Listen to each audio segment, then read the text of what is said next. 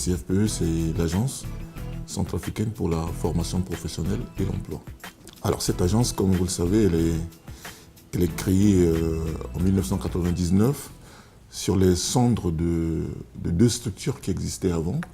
L'Office national de la main-d'œuvre, qui avait comme mission la promotion de l'emploi, et l'ONIFOP qui avait comme mission la promotion de la formation professionnelle. Et donc en 1999, le gouvernement a cru bon de fusionner les deux structures, et c'est ainsi que l'agence est née. Elle a donc repris les missions qui étaient précédemment dévolues aux deux structures qui ont été dissoutes, l'ONUMO et donc l'ONIFOP. Et donc depuis 1999, nous fonctionnons, nous faisons à la fois, nous traitons toutes les questions relatives à l'emploi et à la formation professionnelle.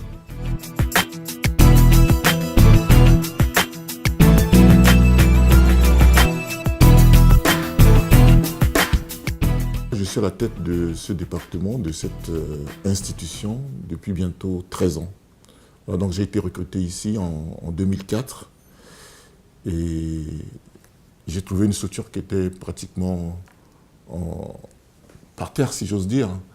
Et donc j'ai mis en place une restructuration qui a permis à l'agence de restaurer sa crédibilité vis-à-vis de sa clientèle. Et la clientèle de l'agence, ce sont les entreprises et les demandeurs d'emploi particulièrement.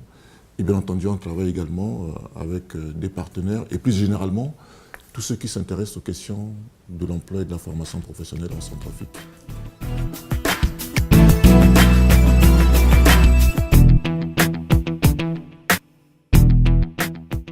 L'agence est organisée de la manière suivante. Donc, il y a un conseil d'administration qui est tripartite, qui est composé présentement de 5 membres. Donc il y a 2 représentants du patronat, 2 représentants des syndicats et 1 représentant du ministère du tutelle, c'est-à-dire le ministère en charge de l'emploi. Alors au niveau de la direction générale, nous avons présentement 3 directions, 2 directions techniques, donc une direction qui s'occupe des questions de l'emploi, une direction qui s'occupe des questions de la formation professionnelle et une direction d'appui qui est la direction administrative et financière.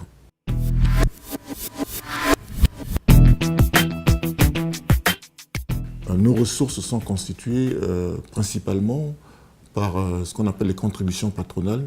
Il s'agit des cotisations en fait, des entreprises. Et présentement, le taux de cette cotisation est de 2% de la masse salariale des entreprises. Et ça représente environ 95% des ressources de l'agence. Et à côté donc de ces contributions patronales, il y a le visa des contrats de travail. Alors donc, la loi portant code du travail dans notre pays fait obligation à toutes les entreprises qui sont installées dans notre pays, une fois que les contrats sont conclus entre ces entreprises et des employés, ces contrats doivent être visés donc, par le service public de l'emploi que nous sommes. Et donc cette formalité de visa donne droit au paiement des droits. Et donc ça constitue les deuxièmes ressources avec lesquelles nous travaillons. La plupart des contribuables qui viennent ici payer régulièrement, c'est les ONG, les organisations non gouvernementales. Et d'autres sociétés, des entreprises aussi de bonne foi. C'est vrai que durant les moments difficiles que nous avons traversés dans notre pays, la plupart des sociétés d'État ne payaient pas. À un moment donné, le gouvernement les a titillés un peu de venir faire un geste. C'est comme ça que quelques-unes ont signé des moratoires pour commencer à payer. Et en plus de ça, il y a d'autres entreprises qui ne viennent pratiquement pas. Et celles-là, nous continuons à courir derrière eux pour recouvrir les 2%. Prenons par exemple le mois de janvier, nous avons pu recouvrir 134 742 752. Ça, c'est le mois de janvier.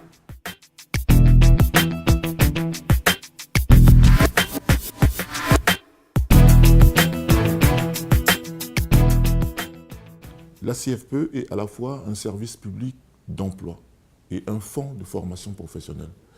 Alors, comme service public d'emploi, c'est-à-dire une agence pour l'emploi, et les missions qui sont habituellement dévolues au service public d'emploi sont de 3 ordres. La première, c'est une mission de placement. Donc, ça, c'est l'activité d'intermédiation entre les entreprises qui sont à la recherche de la main-d'œuvre et les demandeurs d'emploi qui sont justement en train de chercher du travail. Donc, ça, c'est la première mission d'un service public d'emploi, c'est une mission de placement. Ensuite, deuxième mission, c'est une mission d'élaboration et de mise en œuvre des programmes actifs sur le marché du travail. Ça veut dire quoi? Ça veut dire qu'une structure comme la nôtre, un service public d'emploi, doit élaborer des programmes qui puissent aider ceux qui sont à la recherche de l'emploi d'en trouver un. La troisième mission, la collecte du traitement et de la diffusion des informations sur le marché du travail. Donc ça, c'est une activité importante que nous menons également au niveau de la CFPE. Donc nous essayons, dans la mesure de nos moyens, de collecter un certain nombre d'informations utiles à notre clientèle, c'est-à-dire aux entreprises, aux demandeurs d'emploi et également aux partenaires, à tous ceux qui s'intéressent aux questions de l'emploi et de la formation professionnelle. Donc nous publions régulièrement un bulletin trimestriel qui s'appelle Sangoti Quoi. Et puis nous avons également un document que nous publions annuellement qui s'appelle Tendance du marché de l'emploi en République centrafricaine.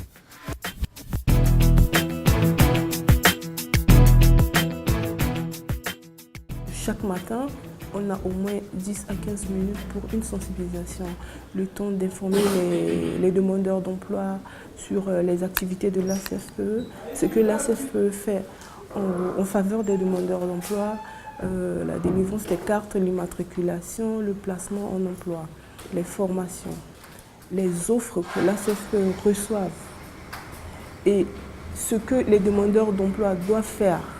On a un produit ici qu'on appelle CIPE, contrat d'insertion professionnelle en entreprise. Quand tu as un stage en CIPE, ce que tu dois faire, tu as 6 mois de stage que l'ACFPE prend en charge. Chaque fin du mois, tu as telle allocation. Ça te permet de payer ton transport.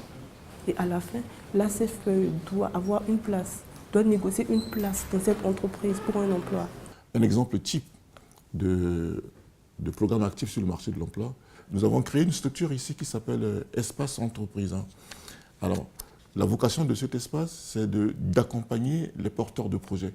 Parce que nous avons eu à constater en Centrafrique qu'il y a énormément de gens qui sont à la recherche du travail.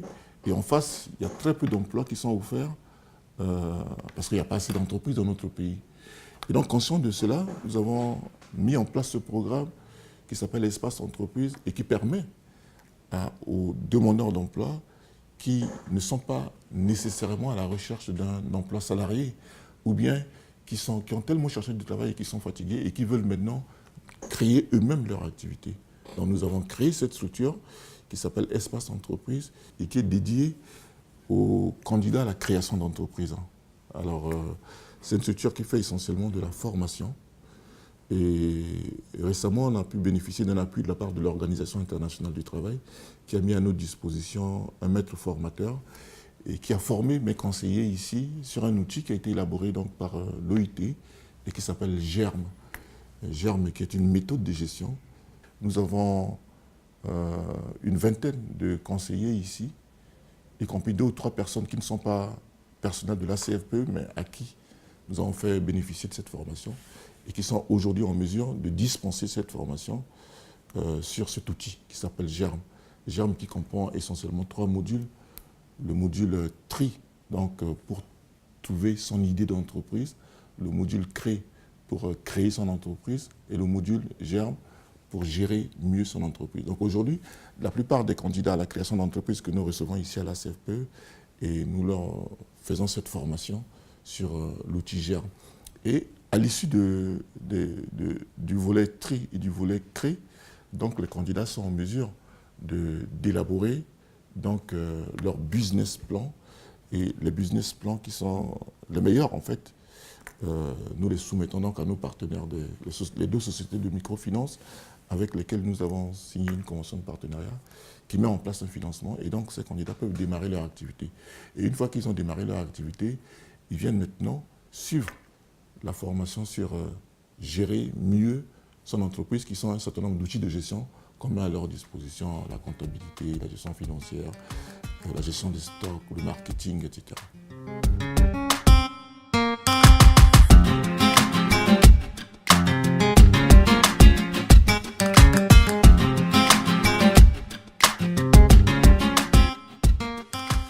Pour revenir à la question de la formation professionnelle, qui est un volet vraiment important de nos activités ici à la CFPE. Alors, sur ce plan, nous avons 3 cibles. La première cible, ce sont les salariés d'entreprise.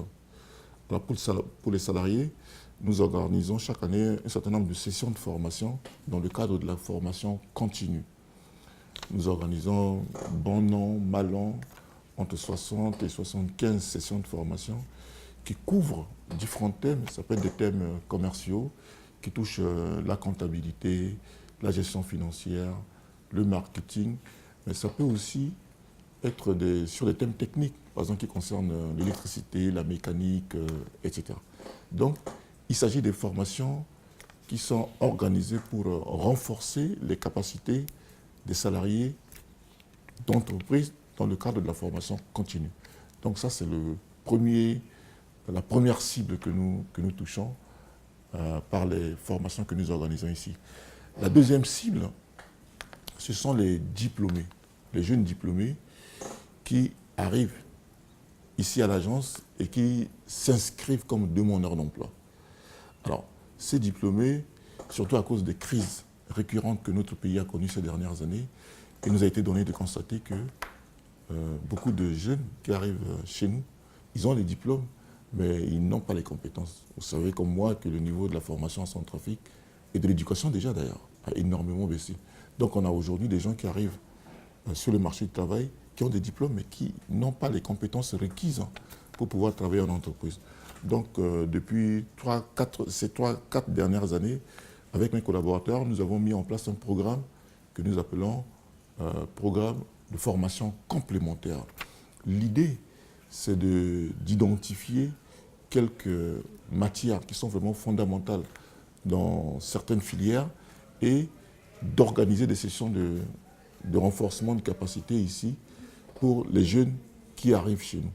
Troisième cible concernée par les formations que nous organisons ici, ce sont les jeunes déscolarisés, désœuvrés, parce que là encore, à cause des multiples crises que nous avons connues dans ce pays, le taux de déperdition scolaire est tellement élevé.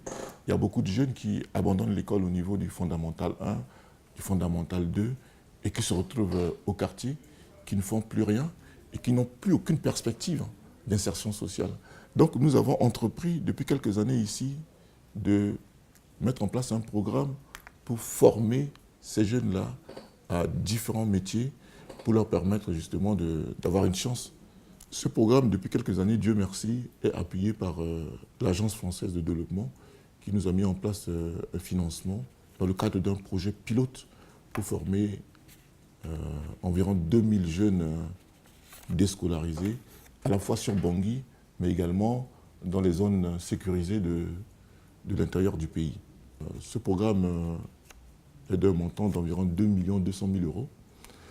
Il est question pour nous de recruter sur l'ensemble du territoire tous les jeunes centrafricains qui ont abandonné l'école, soit au niveau primaire, qu'ils aient atteint la classe de CM1 ou de CM2, qu'ils sont allés au niveau du collège, mais qui ont abandonné l'école il y a 1 an, 2 ans et 3 ans.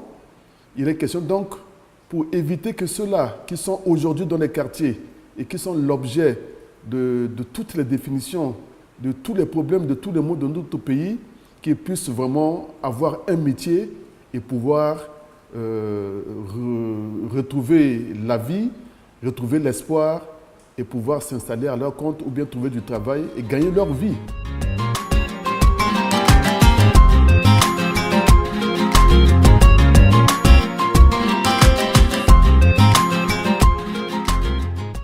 Pour l'instant, nous avons l'agence centrale qui se trouve ici à Bangui. Et en dehors de l'agence centrale, nous avons également 4 agences qui sont fonctionnelles en ce moment. Une agence à Mbaïki, dans la Lobaye, une agence à Berberati, dans la Mambéré KDI, une agence à Boire, dans la Nana Mambéré, et une agence à Bossangwa, dans l'Ouam. L'agence de Bossangwa, nous l'avons construite l'année dernière, on l'a inaugurée le 13 août de l'année dernière. Donc depuis, elle fonctionne normalement. On avait également construit une agence à Bambari, dans la Ouaka.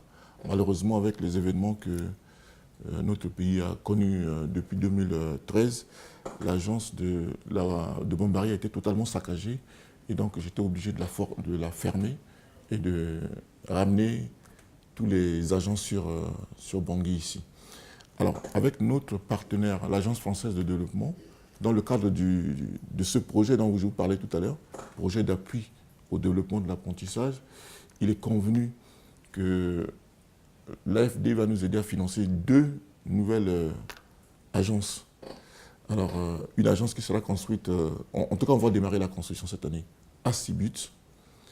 Initialement, la deuxième agence devait être construite à Bangassou, mais compte tenu de la situation qui prévaut actuellement dans cette ville, j'ai déjà demandé et obtenu d'ailleurs de nos partenaires de l'Agence française de développement que nous déplaçons cette agence vers l'ouest, à Nola.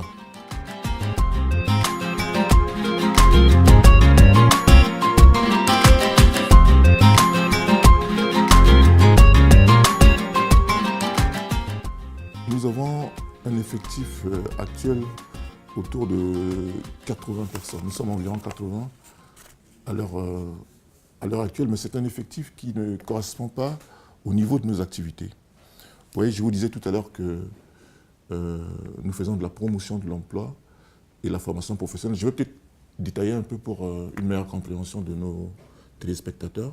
Ici à la CFPE, nous n'avons pas de formateurs. Donc, c'est vrai qu'à titre individuel, certains de nos cadres qui ont des compétences peuvent parfois intervenir. Mais de manière générale, chaque fois que nous avons terminé notre programme de formation pour une année, on lance un appel à candidature. Donc, par voie de presse, hein, dans la presse écrite, à la radio, etc., avec les différents thèmes de formation. Et donc, ceux qui sont susceptibles, ceux qui ont les compétences pour pouvoir assurer ces formations, nous envoient leur curriculum vitae. Et nous avons un comité scientifique ici qui se réunit et qui attribue donc ces formations. Alors, entre 20 et 30% des thèmes qui sont retenus chaque année sont animés par nos partenaires de l'association française Agir. On a signé cette convention depuis 2006, elle fonctionne bien. Et donc chaque année, je reçois entre 20 ou 25 missions des retraités de Agir qui viennent assurer des formations ici. Avec un pic l'année dernière, en 2016, où on a reçu environ 40 missions de Agir en Centrafrique. Mais depuis 3-4 ans, nous avons aussi commencé à faire appel à des compatriotes qui sont à l'étranger. Donc, et qui peuvent profiter de leur séjour en Centrafrique pour animer des formations. Donc des compatriotes qui sont à l'étranger, qui travaillent dans les entreprises là-bas, qui ont des expériences professionnelles avérées et qui peuvent mettre à profit leur séjour à Bangui pour pouvoir animer des formations ici. J'ai déjà reçu pas mal de compatriotes. Je vais citer le cas notamment de mademoiselle Tatiana Yangou-Pandé, qui est déjà venue plusieurs fois ici. Elle était au Canada ces dernières années et depuis le début de cette année, elle est à l'OIF à Paris. Elle est déjà venue animer plusieurs formations ici et notamment une formation sur le management stratégique, une formation qui est destinée aux directeurs généraux des entreprises. Elle a animé cette formation, ce thème-là, à 2 reprises et ça a été un énorme succès.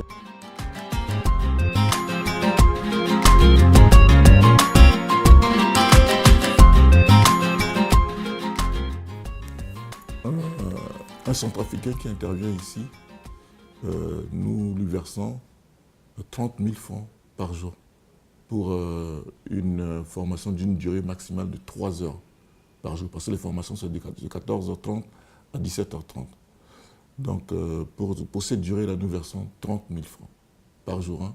Donc, si quelqu'un anime une session de formation, par exemple, sur 10 jours, eh bien, nous lui versons 300 000 francs CFA. Ouais, c'est quand même intéressant. Alors, pour la convention que j'ai signée avec l'association Agir France, je vous ai dit, nous envoyons un billet d'avion. Donc, à la personne qui a été identifiée par l'association et qui doit venir animer la formation. Et une fois que la personne arrive ici, nous lui versons l'équivalent de 60 000 francs CFA, si je ne m'abuse. Et cette somme permet donc à ce retraité français de payer son hôtel et puis de payer de quoi manger dans la journée. Pour les Centrafricains qui viennent ici, soit pendant les vacances ou bien qui sont de passage en Centrafrique et qui acceptent de venir animer des formations ici, nous partons du principe que les Centrafricains ne vont quand même pas aller à l'hôtel. Nous leur envoyons un billet d'avion s'ils sont disposés à venir assumer la formation et nous leur versons 50 000 francs CFA par jour.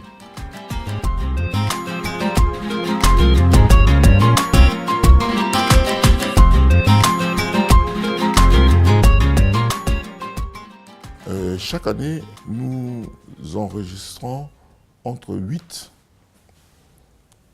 et 12 000 demandeurs d'emploi. Donc entre 8 000 et 12 000 demandeurs d'emploi. Alors, comme je viens de vous le dire ici, 12 000 emplois, effectivement, c'est énorme. Nous n'avons que 80 personnes qui travaillent ici. Et sur les 80 personnes, ceux qui sont directement en contact avec notre clientèle, demandeurs d'emploi et entreprises, ils sont une trentaine. Vous voyez, 30 personnes pour faire le métier de conseiller emploi et conseiller en formation, c'est insuffisant. C'est très peu. Vous imaginez 30 personnes qui reçoivent 12 000 personnes par an. C'est énorme. Mais aujourd'hui, moi, je peux pas. Je fais des efforts chaque année pour essayer de recruter 3 ou 4 conseillers. Mais avec le niveau des ressources que j'ai, bien sûr, je dois faire face à des charges de fonctionnement, mais je dois également avoir suffisamment d'argent de côté pour financer à la fois les activités et les investissements. Parce que, vous voyez, tous les investissements que nous avons réalisés, que ce soit ici sur Bangui ou les agences régionales, nous les faisons sur fonds propres. Nous ne faisons pas appel à un financement bancaire. Là, je vous ai dit, c'est la première fois que nous allons bénéficier d'un appui de la part de l'Agence française de développement pour construire des agences régionales. Mais jusqu'ici, c'est sur nos propres ressources que nous le faisons. Et donc, nous ne pouvons pas consacrer toutes les ressources de l'agence que pour payer le salaire du personnel, je suis obligé de limiter l'effectif du personnel. Et donc, comme j'ai dit tout à l'heure, chaque année, on essaie quand même de recruter de nouveaux conseillers pour nous permettre de mettre à la disposition de notre clientèle un service de qualité.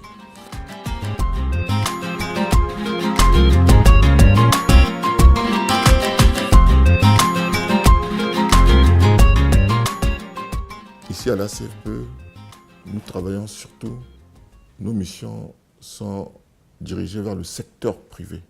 Donc nos clients entreprises sont des entreprises du secteur privé ou des entreprises, les offices publics et puis également les ONG. Et généralement, dans ces entreprises, il est rare quand même que dans une entreprise privée, qu'il y ait quelqu'un qui fasse du couloir, quoi. Ça, c'est généralement au niveau de l'administration, je dirais.